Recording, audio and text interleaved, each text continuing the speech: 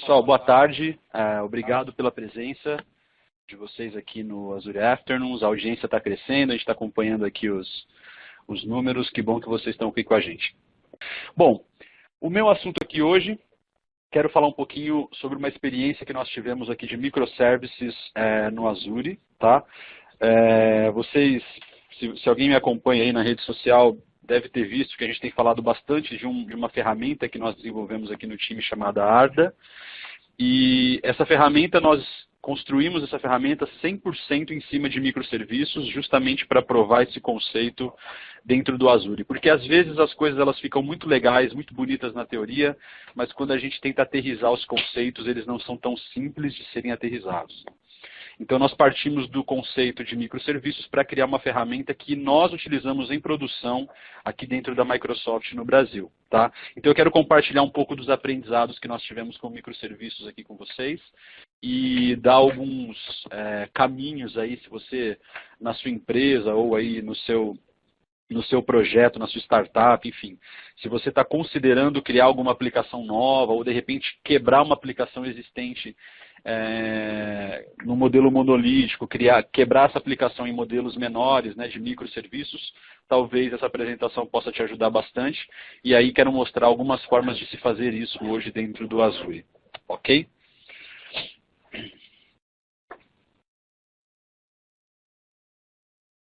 Bom, então falando só um pouquinho da agenda, né, falar um pouquinho dos requisitos que as aplicações modernas hoje pedem, falar um pouquinho da arquitetura de microserviços, e aí eu quero mergulhar um pouquinho no universo do Arda para compartilhar as experiências com vocês e depois disso nós compartilhamos aí alguns aprendizados, ok? Beleza.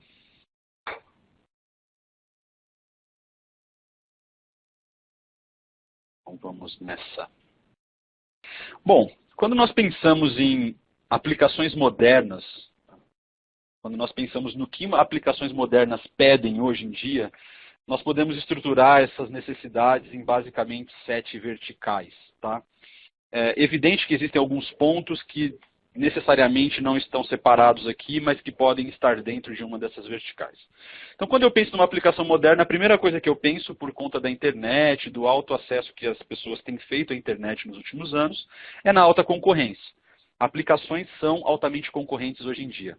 Qualquer blog tem aí centenas, milhares de acessos em pouco tempo e o ambiente se torna muito concorrente em função desse alto volume de pessoas acessando uma mesma aplicação.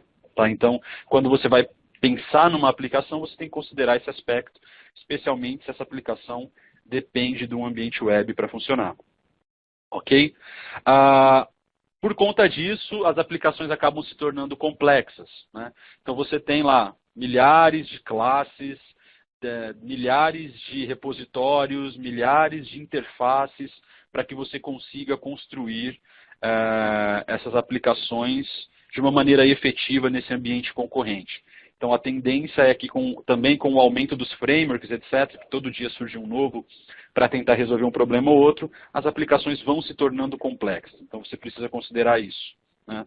Outro aspecto é a integração. Então, praticamente toda aplicação hoje em dia fala com outra aplicação, troca informação com outra aplicação. E quando você vai projetar uma aplicação, você precisa considerar essa variável. Puxa, o quão plugável é a minha aplicação em relação a receber dados de outras aplicações ou fornecer dados para outras aplicações. Isso se funde muito com a quarta vertical aqui, que é a de comunicação com dispositivos móveis. Né? Então, basicamente, uma aplicação web, isso é meio que uma regra hoje em dia. Né?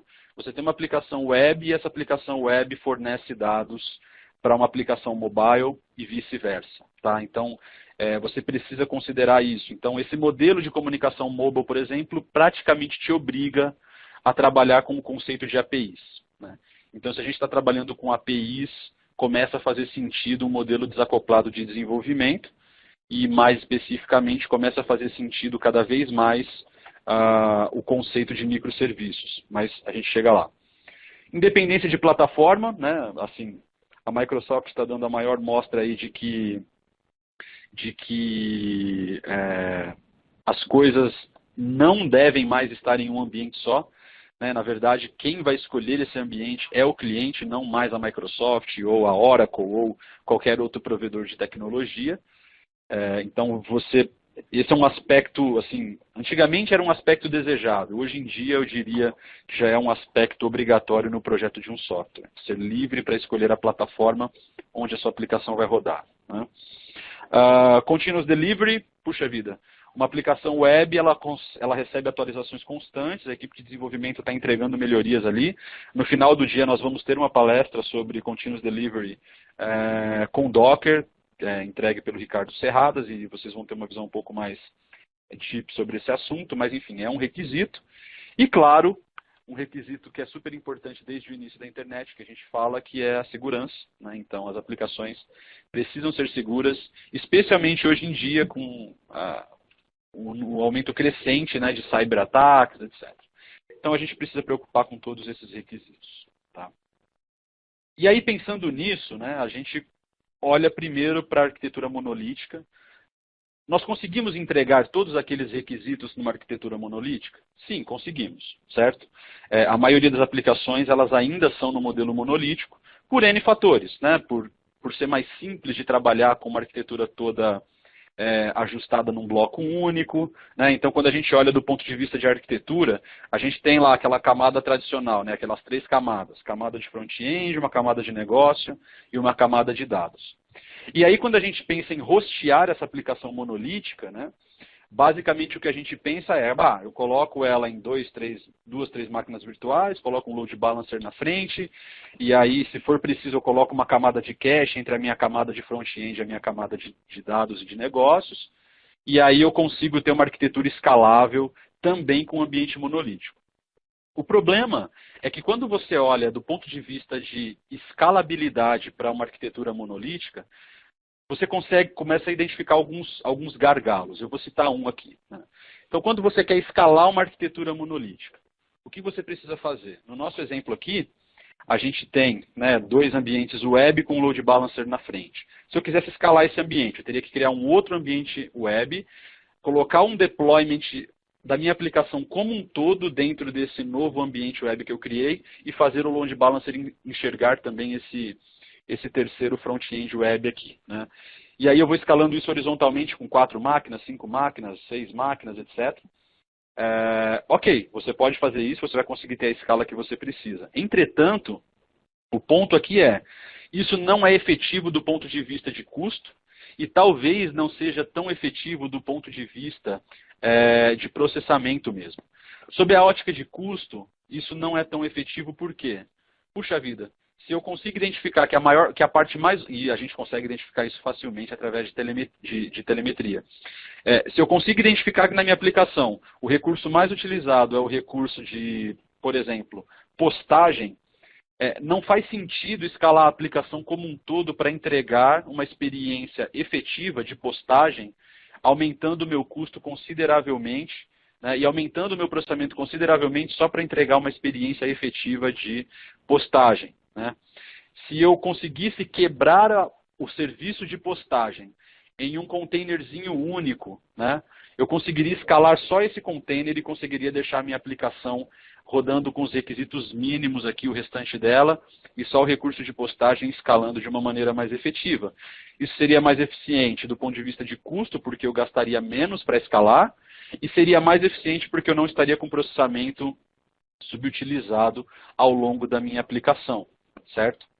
Então é nesse cenário, e aí existem alguns outros aspectos também. Se você olha pelo ponto de vista de desenvolvimento, manter uma arquitetura monolítica do ponto de vista de código é muito mais complexo do que se essas aplicações fossem quebradas em pequenas partes e eu tivesse times específicos olhando para cada parte. Aquela coisa de dividir para conquistar realmente faria muito mais sentido numa ótica de microserviços do ponto de vista de desenvolvimento também. Então, com face nesses problemas, né, surge a ideia, então, dos microserviços como uma solução interessante para esse ponto. Tá? Por quê? No exemplo, utilizando o mesmo exemplo que eu usei anteriormente. Aí. Se eu tenho lá a postagem como sendo parte de um todo, E se eu consigo, uma vez que eu consigo quebrar esse aspecto da postagem em um servicinho único de postagem, eu consigo, então, quebrar uma parte web, como está no exemplo aqui, né, na camada de front-end, por exemplo, eu consigo quebrar isso, tá? De uma maneira muito mais eficiente em pedacinhos pequenos, e eu consigo pegar esses pedacinhos pequenos, jogar esses pedacinhos pequenos num cluster, e eu consigo falar assim, ó, agora você vai escalar só esse pequeno pedacinho aqui para mim quando for preciso. Ok? E também sob o ponto de vista de administração de código. Então eu posso ter lá um dev, 2 devs, 5 devs que cuidam, por exemplo, do recurso de postagem, né? E aí esses devs trabalham especificamente com isso, eles têm todo o processo de DevOps, o pipeline de DevOps pronto para essa entrega de postagem, então a gente começa a quebrar as coisas e as coisas começam a ficar muito mais eficientes sob o ponto de vista de arquitetura e do ponto de vista de desenvolvimento de aplicação também, de código mesmo, certo? Então os microserviços surgem como uma excelente alternativa para esse tipo de cenário, tá? E aí falando um pouquinho do Arda, né? Então, a gente aqui no time de evangelismo, a gente recebe muitas demandas de cliente, a gente suporta vários cenários de migração, etc. E a gente começou a ser questionado bastante do ponto de vista, puxa vida, eu adoraria quebrar minha aplicação, gostaria muito de quebrar minha aplicação para entregar essa aplicação rodando em microserviços, ela já é desacoplada com MVC, então eu queria quebrar isso em microserviços para colocar isso para rodar no Azure, etc. Como é que vocês fazem isso? O que vocês recomendam? Então esse era um ponto. Outro ponto que a gente tinha nós tínhamos uma demanda interna aqui dentro de controlar os workloads do time. Veja que nós não estamos falando de uma gestão de projeto, nós estamos falando de workloads mesmo. O manager olhar, putz, fulano de tal está trabalhando nisso, fulano de tal está trabalhando nisso, o meu time está com um offender de tempo aqui, um outro offender de tempo ali. Então nós começamos a olhar para essas demandas e em face desses questionamentos que a gente recebia dos clientes, nós reunimos as duas coisas e falamos, puxa, vamos criar uma solução então, baseada em microserviços, vamos endereçar essa solução no Azure com todas as maneiras que forem possíveis de serem implementadas dentro da nossa plataforma, e aí a gente consegue ter insumos técnicos para falar com os nossos clientes, né, provando esse conceito mesmo dentro do Azure. E ainda a gente consegue ter uma ferramenta interna para controlar os nossos workloads e ainda temos um material de demonstração, a gente coloca essa ferramenta open source no GitHub, a galera pode forcar esse repositório, especializar essa ferramenta para usar dentro da empresa, se eles acharem que fazem sentido, ou mesmo contribuir com a Microsoft, gerando códigos ali, gerando pull requests para a gente, para a nossa ferramenta aqui internamente. Então a gente partiu para trabalhar, para construir essa ferramenta que nós chamamos de Arda. Eu quero mostrar a ferramenta para vocês aqui antes da gente seguir. Tá? Deixa eu compartilhar minha tela com vocês. Só um minutinho.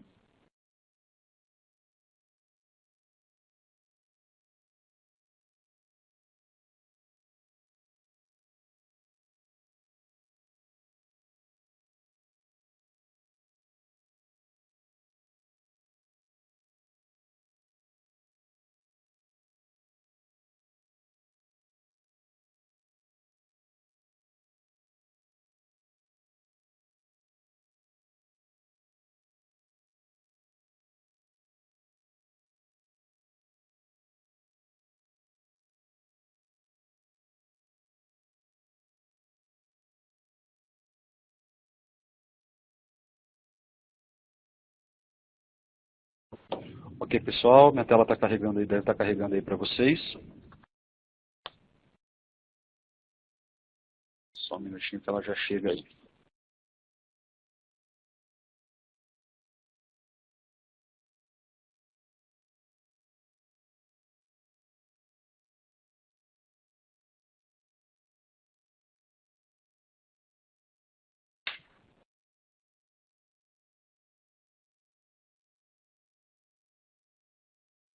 Ok? Chegou aí para vocês? A imagem, certo? Então, essa é a ferramenta, tá? A qual eu estou falando para vocês. Eu vou mostrar um pouquinho dela funcionando, aí depois eu volto para o behind the scenes aqui para mostrar o que a gente fez para isso aqui funcionar. Ok? Primeira coisa é que a gente integrou isso com o AD da Microsoft, então eu digito aqui o meu usuário e a minha senha da Microsoft. ele já bate lá no AD. As vantagens de se utilizar o AD da Microsoft são várias, né? A segurança é o principal, mas o AD é um provedor de identidade que oferece vários recursos, né?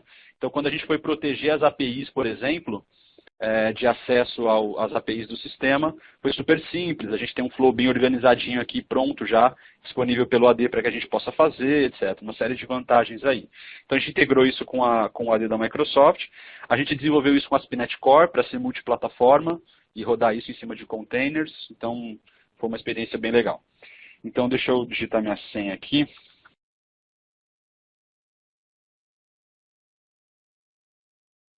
Provavelmente eu vou ter que fazer um Dual Factor Authentication aqui.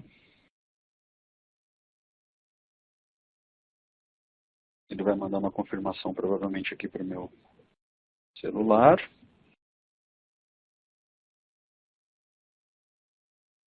Estou logando. Ok, beleza. Então essa é a ferramenta, tá? Esse é o dashboard da ferramenta, está carregando ainda aí para vocês, né? Vou esperar um segundinho aqui. Ok, para mim aqui já veio, deixa eu ver se para vocês está chegando.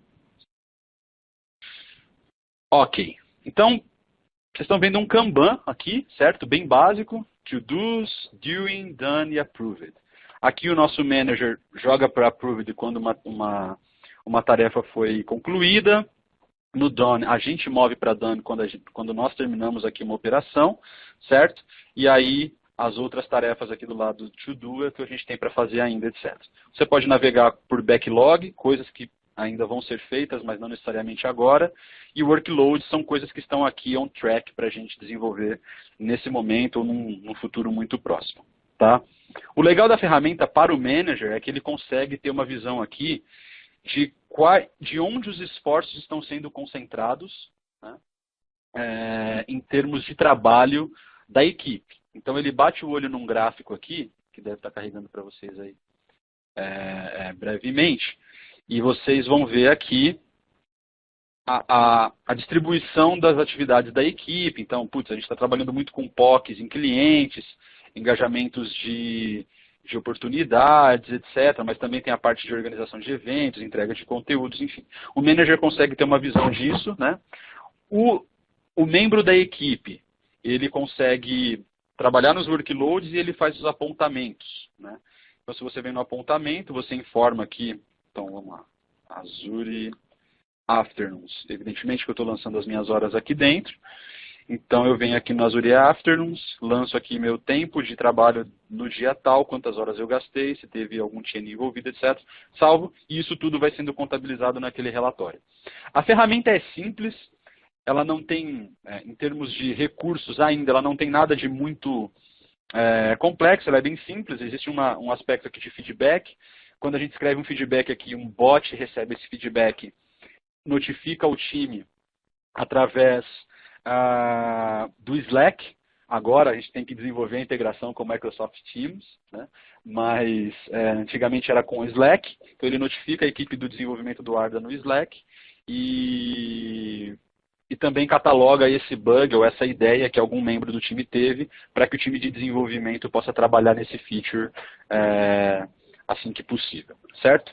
Bem legalzinho, a gente vai evoluir isso muito já aqui por diante. Fica o convite para vocês para ajudar a gente a desenvolver essa plataforma. O código já está aberto no GitHub, vou mostrar aqui para vocês. github.com/dxbrasil/arda. Nesse momento, nós estamos trabalhando na documentação do projeto, tá? Mas você já pode forcar o repositório, enviar os seus pull requests, criar os seus issues. Vai ser um prazer para a gente ter você trabalhando com a gente aqui, tá? Então, se você clicar aqui em Overview, por exemplo, você já tem a primeira parte da documentação, falando um pouquinho do que fundamenta o nosso trabalho, quais eram os desafios, como que a gente endereçou esses desafios, etc.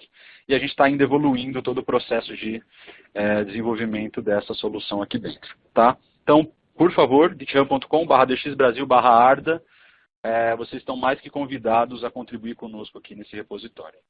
Mas ok, voltando aqui para a ferramenta, deixa eu voltar aqui só um minutinho.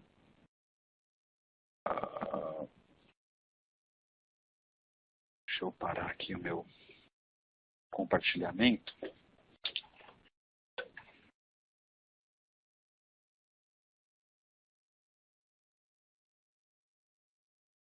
E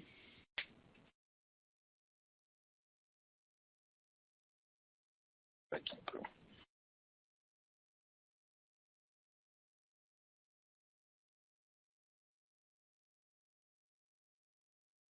volta, apresentação.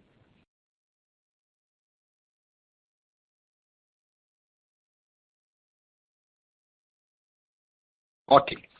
Então, essa é a arquitetura do Arda, tá, pessoal? Basicamente, nós temos 4 microserviços hoje que entregam aquelas funcionalidades que eu mostrei para vocês anteriormente. Nós temos um microserviço chamado Kanban. Esse microserviço ele é responsável por toda aquela movimentação de testes que vocês viram ali no Kanban, etc. Ele é responsável também pelo cadastramento de novos workloads, remoção de workloads, enfim, tudo que é associado ao Kanban em si, esse microserviço cuida. Ele tem a sua própria base de dados, tá? Totalmente isonômica em relação a outros microserviços. Essa base de dados só fornece dados para o microserviço Kanban. Então, se algum outro microserviço quiser alguma informação que só o Kanban pode entregar, ele solicita essa informação para o Kanban e o Kanban devolve as informações que ele precisa. Ele não consegue fazer um acesso direto à base de dados do Kanban pelo princípio da isonomia dos microserviços. Tá? Cada base de dados do Arda é um SQL Azure Databases. Daqui a pouco eu vou mostrar para vocês os recursos em si dentro do Azure, como eles estão distribuídos. Mas basicamente é isso. Tá? Nós temos um outro microserviço de autenticação e permissionamento. Tá? Esses microserviços, como o próprio nome sugere, um cuida da autenticação dos usuários, conversando com o AD, o outro cuida do permissionamento, o que cada usuário pode acessar e como ele pode acessar dentro do microserviço, ok? Dentro da aplicação, desculpe. Certo? E aí existe um outro microserviço de reports, que é o microserviço que mastiga todos aqueles dados gerados pelo Kanban e gera aquela saída de gráfico. Na verdade, ele não gera saída, né? Ele fornece os dados para o dashboard e o dashboard é quem plota aquele gráfico que vocês viram na tela. Mas o reports ele mastiga, organiza os dados e devolve lá para o dashboard. Por isso mesmo que vocês estão vendo que o reports ele não tem um database para ele. Ele só recebe os dados dos outros microserviços, ele pede Kanban, preciso de informações, permissions, preciso de informações. Esses caras mandam as informações para ele, ele mastiga e organiza e devolve um JSON para que o dashboard consiga plotar. Ok? E o mesmo poderia ser feito, pessoal, a partir de um Power BI, por exemplo. Esse mesmo JSON fornecido pelo Reports poderia ser consumido por um Power BI, ele poderia ser consumido por uma interface de aplicação mobile. Tá? Então, assim, seria super tranquilo fazer isso da maneira como está estruturado os microserviços, porque aqui toda a comunicação é REST, são APIs RESTful, são web APIs do ASP.NET Core, que devolvem JSON de um lado para outro aí. Então, a comunicação ela é super já tranquila com qualquer tipo de dispositivo ou aplicação que se queira fazer. Ok? Então, essa é a arquitetura básica do sistema do Arda hoje. Tá? Ah, Fabrício, puxa, vocês colocaram SQL Server aqui, mas poderia ser um MongoDB? Poderia ser um Cassandra? Cara, poderia. Poderia ser um NoSQL, poderia ser qualquer coisa que você quisesse aqui. Inclusive, os microserviços, todos eles aqui são ASP.NET Core. Entretanto, você poderia, por exemplo, se você quiser contribuir com a gente, você é especialista em Node, por exemplo. Você pode desenvolver um módulo para fazer qualquer coisa que você queira dentro do Arda, que você acha que faz sentido em Node, com uma base de dados NoSQL, por exemplo, e fazer com que esse cara se plugue no Arda, porque, como eu já disse, nós vamos devolver informações para você com JSON. Né? Então, você vai conseguir mastigar esse JSON e colocar para dentro do seu módulo para fazer a coisa funcionar tranquilamente. Tá? Então, a grande vantagem do microserviço, no final das contas, é essa. Assim. Como é tudo baseado em APIs, e como é tudo muito quebradinho, você consegue escalar individualmente e você consegue integrar essa aplicação com outras aplicações de uma maneira muito suave. Tá? No final das contas, acaba sendo essa a grande vantagem. Bom, como essa aplicação está rodando nesse momento. Nós temos três ambientes, na verdade, do Arda hoje no Azure. Tá? O que está em produção está em cima de Web Apps, mas a gente pode fazer o shift para qualquer um dos outros dois ambientes que nós temos já pronto em qualquer momento. Essa é a arquitetura hoje baseada em Web Apps. Tá? Então nós temos um Web App que é o nosso front-end, que é aquele dashboard lá da arquitetura. Tá? Esse cara recebe todas as requisições dos clientes, ele tem uma camadinha de autenticação nele, só uma camadinha para falar assim, olha, fala com o AD. Aí ele delega essa conversa com o AD, tá? O AD devolve uma resposta e aí as solicitações de permissionamento e autenticação vão para cada um dos microserviços que estão embaixo, né? Cada microserviço fala com qualquer outro microserviço a qualquer momento. Nós temos uma storage account com blob para armazenar os arquivos estáticos, porque quando você cria um novo workload, você tem a possibilidade de anexar arquivos para aquele workload. Então, esses arquivos são colocados em um blob storage. Nós temos um Redis Cache, que fornece todas as informações de persistência de usuário, etc., para a gente não ter que ficar consultando a base a todo momento. Tá? Então, e também para manter o sincronismo entre databases. Porque quando você começa a trabalhar com microserviços, uma das coisas que você vai perceber é que alguns issues que vão começar a aparecer que você não tem no modelo monolítico. Né? Então, como cada microserviço tem a sua própria base de dados totalmente isonômica, e às vezes você precisa manter sincado algumas informações, por exemplo, qual é o usuário que está criando o workload? A informação do usuário está na base de dados do Authentication, por exemplo. Só que o Kanban precisa saber quem é o usuário para conseguir criar o workload. Então você tem duas maneiras de resolver isso. Ou você requisita o Kanban toda hora para saber quem é o usuário, ou você persiste isso numa estrutura de armazenamento não volátil, que no caso é o cache, para você consultar o cache ao invés de ficar indo no banco toda hora. Então você começa a resolver isso de uma maneira um pouco mais distribuída. Então o Arda hoje ele é completamente individual, cada partezinha dessa. Se uma aplicação mobile quiser conectar só na parte de Kanban, sem olhar para as outras partes, ela consegue, tá? Porque a aplicação está rodando em ambientes distribuídos diferentes e você tem o Redis Cache fazendo a integração desses caras todos. Embaixo tem as bases que poderiam crescer também exponencialmente aí, sem qualquer tipo de problema. E nós temos um SendGrid também para disparar e-mails para o usuário. Então, puxa, criou um workload para o Ricardo Serradas. Já vai um e-mail para o Ricardo Serradas, ó, tem um novo workload para você dentro do sistema, dá uma olhadinha lá. Certo? Uma outra estrutura que nós temos implementada, prontinha já, é a de containers. Tá? Então nós temos essa mesma aplicação rodando hoje em cima de Docker. Tá? E aí nós temos dois sabores de Docker rodando hoje. Você sabe que no Azure você consegue entregar containers de algumas maneiras. A maneira mais tradicional, que é ter uma VM com o Docker instalado, e aí você fazer dentro dessa VM o host desses containers, né, que é o modelo mais tradicional que nós temos. Tá? Você tem a opção de usar um serviço PaaS, e aí imaginem eu fazendo aspas aqui, de containers, tá? Que é o nosso Azure Container Services. Na verdade, ele tem alguns recursos implícitos. A diferença dele para uma VM comum é que ele tem alguns recursos de orquestração nativos. Então você consegue fazer, dentro do ACS, escala de containers de maneira mais automatizada do que se você fosse implementar isso manualmente através de um cluster de VMs. Tá? Mas por baixo dos panos, na verdade, o que o Azure faz é criar um set de Azure Scale Set, de VMs Scale Set, e aí o próprio Azure e o Service Fabric do Azure vai controlando esse escalonamento com uma camada de Swarm ou de DCOS em cima. E foi anunciado agora no Connect que a gente também está suportando o Kubernetes, tá? Como orquestrador. Então você pode também se beneficiar desse recurso para gerenciar os containers. Nós temos o Arda em cima de VM, né, rodando com containers embaixo dela, e nós temos o Arda rodando dentro do ACS também. Tá? Então a gente pode fazer o shift desses ambientes a qualquer momento aqui. Hoje está em cima de Web App por uma questão estritamente de DevOps, que nós implementamos o DevOps bonitinho com integração contínua para o Web App, mas nós já estamos terminando de montar também o fluxo de DevOps também para o ACS rodando dentro do Azure. Ok? Bom, então deixa eu mostrar um pouquinho desses ambientes no Azure. Então eu vou compartilhar minha tela novamente aqui, só um minutinho. Ok.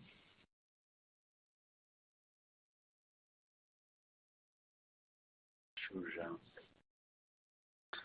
pegar aqui a minha navegador.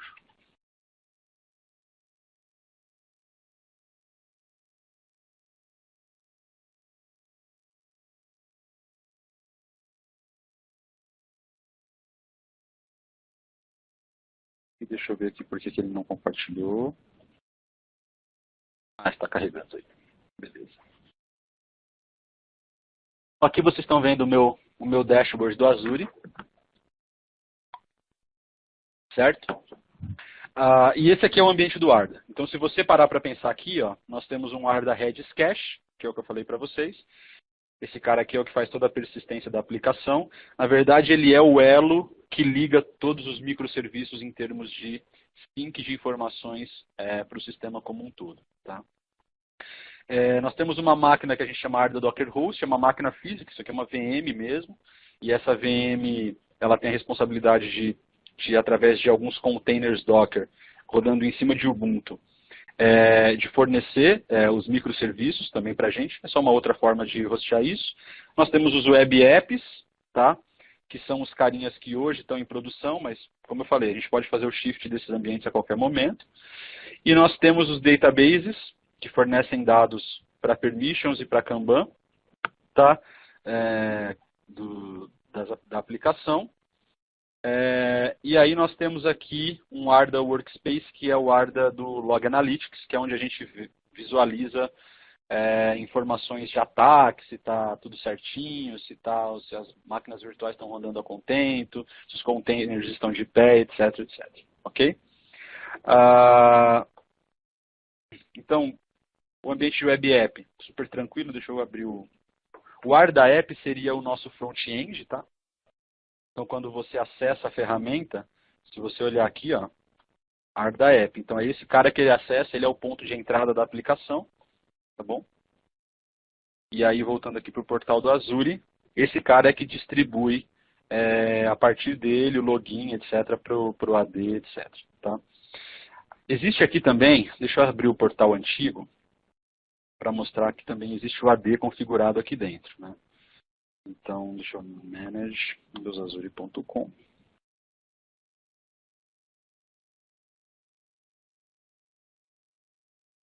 O Active Directory ainda não tem um rollout dele 100% dos recursos dentro do portal novo do Azure.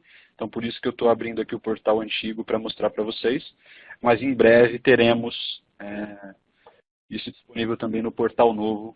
Isso é uma promessa do time de engenharia.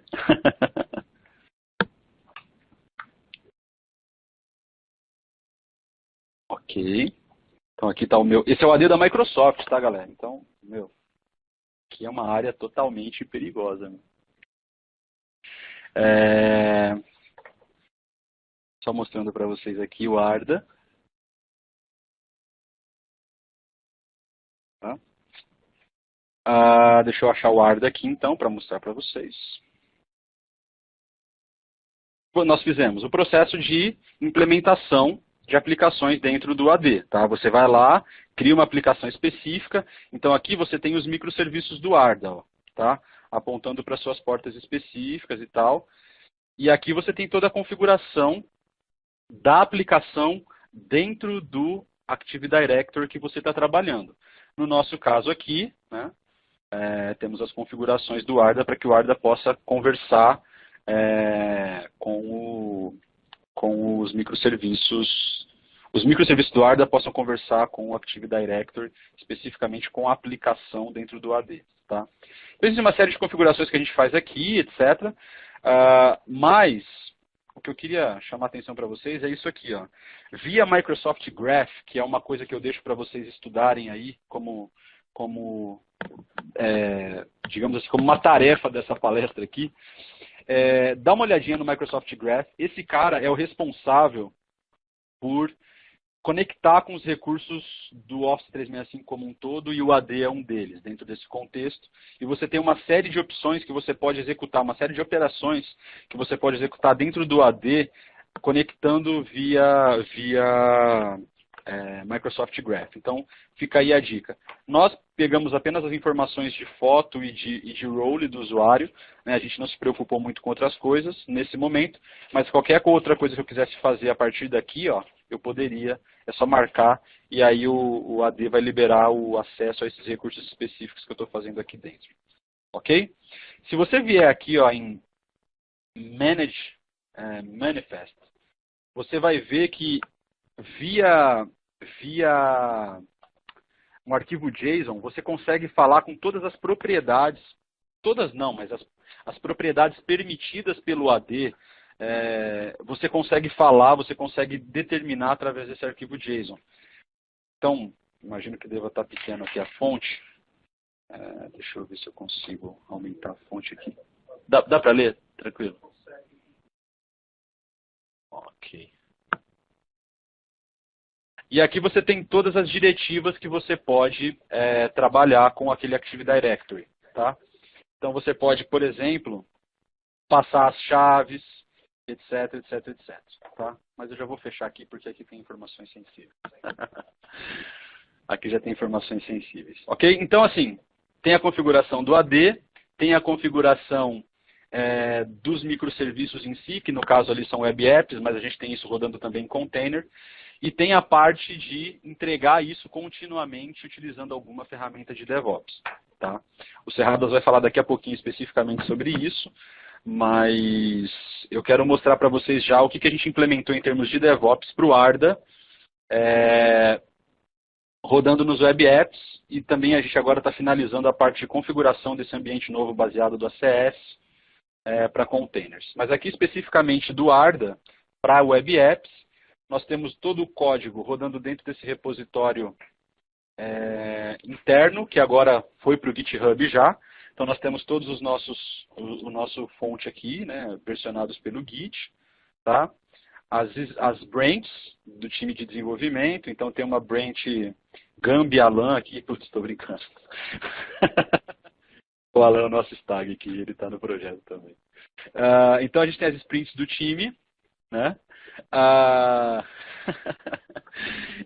E aí a gente tem toda a parte de work também configurada aqui, todos os tasks, os backlogs do time, todos eles são transacionados aqui dentro do VSTS, tá? E aí a gente vai criando as branches, tudo direitinho e vai movimentando tudo por aqui. E finalmente, nós temos os builds e releases, né? Então nós temos os builds configurados para o ambiente de produção, e nós temos os builds configurados para o ambiente de dev. Tá? No ambiente de dev, que é o que eu vou mostrar evidentemente, né? Existem os helpers do próprio VSTS, que você pode fazer para conectar num web app e tudo mais, mas a gente preferiu apelar para os CMDs da vida. Então a gente faz todo o processo de MS Build, porque existe um aspecto a ser considerado aqui, pessoal. Deixa eu explicar, não é que a gente resolveu apelar, tá? Na verdade não é bem isso. Nós começamos a trabalhar com a ASP.NET Core na versão RC1 no projeto. De lá para cá, o framework foi atualizado 4 vezes, certo, Alan? O framework foi atualizado 4 vezes já. Cada uma dessas 4 vezes com um breaker no projeto inteiro. Tá? Então, assim, a gente, para conseguir colocar a ferramenta no ar, a gente setou uma versão, não, é essa que vai para o ar, e aí, com os helpers que o próprio VSTS fornecia naquele momento, não estava rolando muito bem, e aí a gente resolveu fazer todo o processo de MS Build e tal, manualmente através do CMD. Mas a gente já testou com os containers, recentemente, para a versão mais nova do ASP.NET Core e está funcionando. Então a gente está nesse processo agora, de atualizar o projeto para a versão mais nova da Framework e refazer o processo de DevOps aqui para trabalhar com os frameworks publicando nos containers Docker. Ok? Então aqui a gente tem todo o processo de Restore do Common, que é um projeto que fornece funcionalidades para todos os microserviços, fazer o restore do projeto como um todo, fazer a publicação, copiar os artefatos e publicar os artefatos. Tá? Num próximo passo de release, né, que aí é para entregar mesmo o código já no ambiente produtivo, a gente tem o VSTS, que é a nossa ferramenta base aqui, pegando essas informações lá do artefato gerado pelo build, tá? E aí esse cara vai lá, pega as informações e publica no ambiente produtivo. No caso aqui não é o ambiente produtivo, é o ambiente de dev, que é onde a gente homologa tudo aquilo que foi desenvolvido antes de mandar para a produção. E agora a gente está no seguinte processo. A gente colocou esse código no GitHub, né, como eu mostrei para vocês. Então nós já criamos um webhook lá no GitHub, como vocês estão vendo aqui.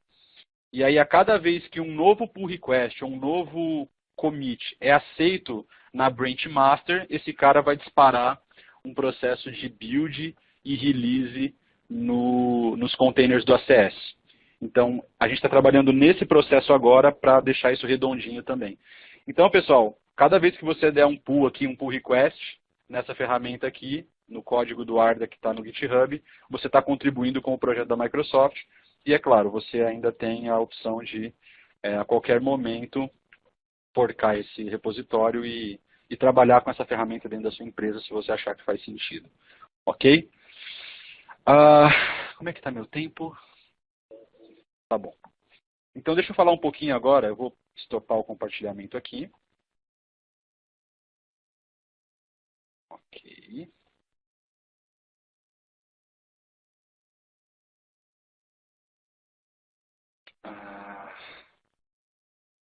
PPT.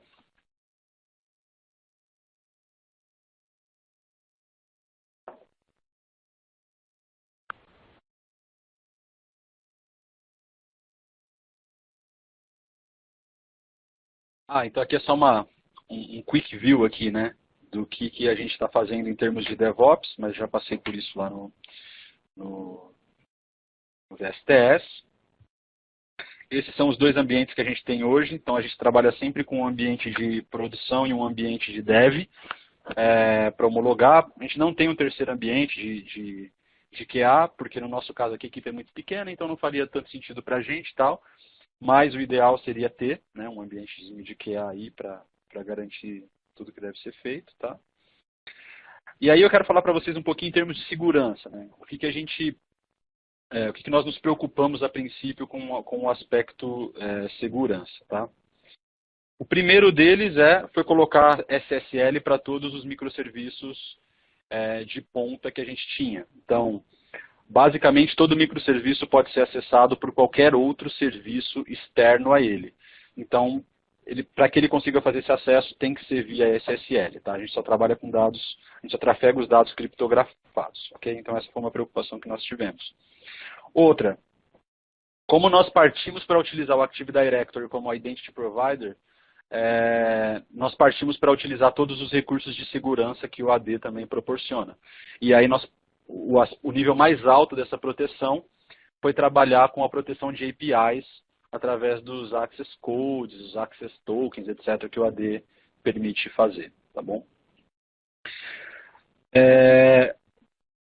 Existe aqui uma preocupação com cross-access, certo? Então, a gente habilitou core, aquele recurso de cores para cada um dos microserviços, mas apenas para aqueles microserviços autorizados. Então, se você quiser desenvolver um serviço para conectar com o Arda, você vai ter que falar com a gente qual é o endpoint desse microserviço, para que a gente habilite o acesso via cores desse microserviço externo. Tá? É uma maneira que nós encontramos de fechar isso contra acessos indevidos. Ok? Evidentemente que cada microserviço, em termos de acesso à base de dados, ele só acessa aquela base de dados que está especificada dentro do firewall do Azure. Então, lá dentro existe um IP único de um microserviço que acessa aquele database para garantir que acessos indevidos também não ocorram. Todas as informações de endpoints, etc., passwords, etc., está tudo isso mantido dentro de arquivos secret, que só são entregues no momento do delivery disso pelo VSTS.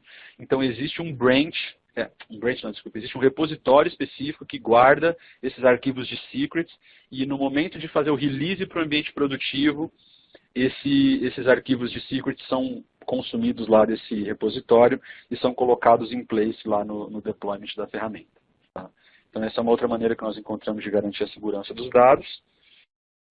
E o nosso Azure Redis Cache também baseado em SSL para garantir que as informações sejam criptografadas lá. Ok? Em termos de proteção da API, existem dois níveis de proteção. Um no momento do login propriamente dito e um outro no momento de acesso das APIs. No login, basicamente, nós temos um Request Authentication Code. Então, quando o usuário pede login, como eu fiz no processo de demonstração para vocês, ele bate no AD Authorization Endpoint, o AD devolve para esse camarada um Authorization Code e com esse Authorization Code ele consegue acessar o sistema. Então, essa é uma primeira camada de proteção só para autenticação e login. Tá? Uma segunda camada de autenticação, e essa um pouco mais profunda, ela está no fato de acessar as APIs.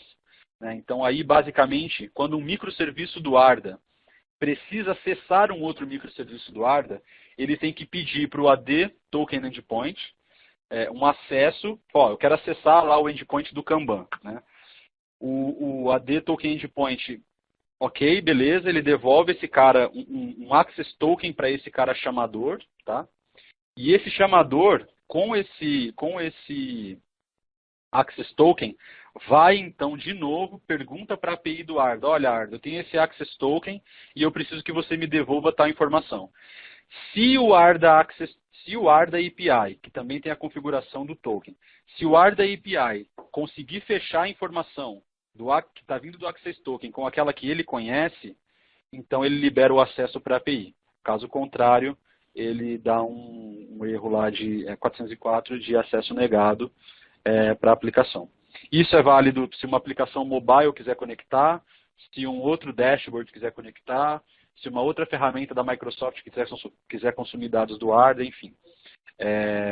A proteção está garantida apenas utilizando os recursos que o próprio AD fornecem para a gente. Tá? Então, foi super útil para a gente trabalhar com o AD. Ok?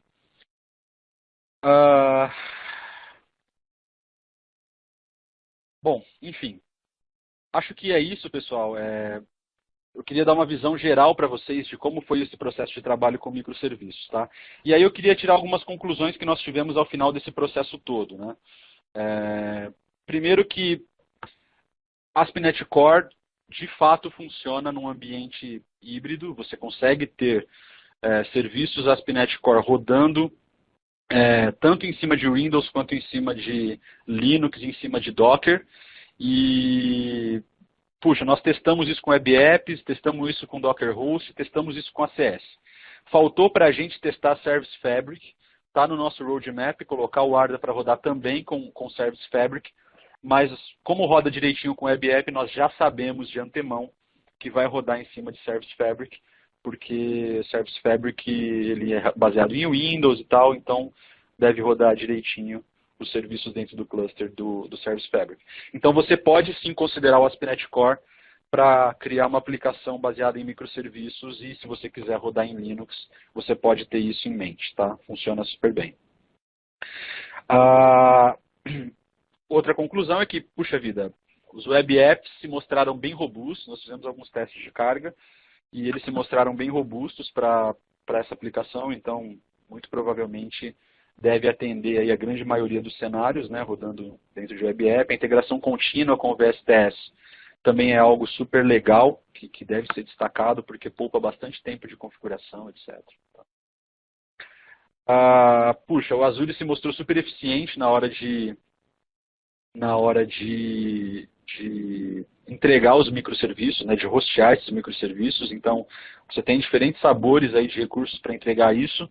Você pode partir para uma máquina virtual, se você quiser, você pode partir para o Web App, você pode partir para Service Fabric e você pode partir para containers, que é o que mais faz sentido, na verdade, junto com o Service Fabric, para entregar esses serviços. Mas você tem opções dentro do Azure, né? Dá para você fazer isso de diferentes maneiras e todas funcionam muito bem. Em termos do Azure Active Directory, puxa vida, esse cara poupou bastante trabalho da gente, né? Imagina fazer o versionamento disso tudo de uma maneira manual. No começo nós até tentamos começar a criar algo mais manual, mas aí a gente o Alan influenciou a gente positivamente aqui para ir para o AD e a gente não se arrependeu da experiência, foi bem legal. E aí, pessoal, assim, microserviços não é só maravilhas, tá? Existem muitos desafios quando você opta por trabalhar com microserviços, né? Então, assim, se a sua aplicação precisa ser escalada de uma maneira individual, assim, se você quer escalar a sua aplicação de uma maneira muito mais granular, microserviços é o caminho, né? Então, quando que eu vou escolher o microserviço? Puxa, você precisa escalar separadamente? Ok, é um bom indício de que você deve ir para microserviços.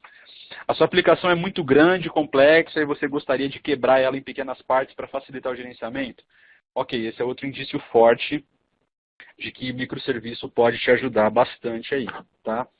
Você tem uma equipe de desenvolvimento bem sênior, porque assim, os desafios de se trabalhar com microserviços, os desafios técnicos mesmo de se fazer a construção de uma aplicação distribuída, como é o caso de microserviços, eles não são pequenos. Então, é bem recomendável que você tenha um bom time sênior, ou pelo menos boa parte do seu time sênior, para encarar um projeto de microserviços, né? Porque uma aplicação pequena como o Arda deu bastante trabalho. Então, você amplifica isso para uma aplicação grande, uma aplicação de line of business mesmo, você vai ter bastante trabalho para conseguir estruturar isso. Então, fica aí a recomendação de ter essa preocupação também, tá? E outra coisa, se você tem um processo de DevOps bem maduro na empresa, é legal, microserviços vai entrar como uma luva nesse contexto. Se você não tem, você vai precisar criar, porque não faz muito sentido você ter dezenas, às vezes centenas, no caso do Netflix, por exemplo, milhares de microserviços e você fazer deploy desses caras manualmente, né? Não faz nenhum sentido. Então é melhor manter monolítico. Então, se você quer trabalhar com microserviços, tenha em mente que DevOps tem que vir junto com esse processo. Tá? E se você quer trabalhar cross-platform, hoje a Microsoft tem uma solução para entregar em termos de código, que é o ASP.NET Core, e que está funcionando muito bem. Você pode já considerar nos seus projetos de produção aí ASP.NET Core para entregar microserviços também. Tá? Puxa vida, se a maioria das respostas que você tem para esses pontos que eu coloquei é não, então, cara, melhor você manter a arquitetura monolítica mesmo, desacopladinha, bonitinha e tal, que muito provavelmente vai ser uma escolha melhor para você. Tá? Já falei, né? ASP.NET Core recomendado já para produção. SQL Azure, puxa, se mostrou super eficiente também nos testes que nós fizemos aqui. Mas, de novo, poderia ser um NoSQL tranquilamente, tá? Poderia ser um DocumentDB, poderia ser um MongoDB, enfim, atenderia da mesma maneira, ok? E é isso. Então, agora eu quero abrir um pouquinho para as perguntas. A gente tem aí uns 10 minutinhos. Gostaria de saber se vocês têm alguma pergunta. Por fazer que esses dashboards do Kanban sejam exibidos pelo Power BI? Sim, consegue. Existem algumas opções. Você pode trabalhar com o Power BI Embedded, que é uma novidade que recentemente foi anunciada. Consegue porque o Power BI ele conversa com qualquer tipo de fonte de dados. E JSON é uma das fontes de dados que ele entende. Então você pode mandar os dados via JSON, ele se conecta e plota os gráficos lá dentro. Consegue sim. Beleza? Bom, galera, espero mais um minutinho aqui para pesquisa e já encerro, tá?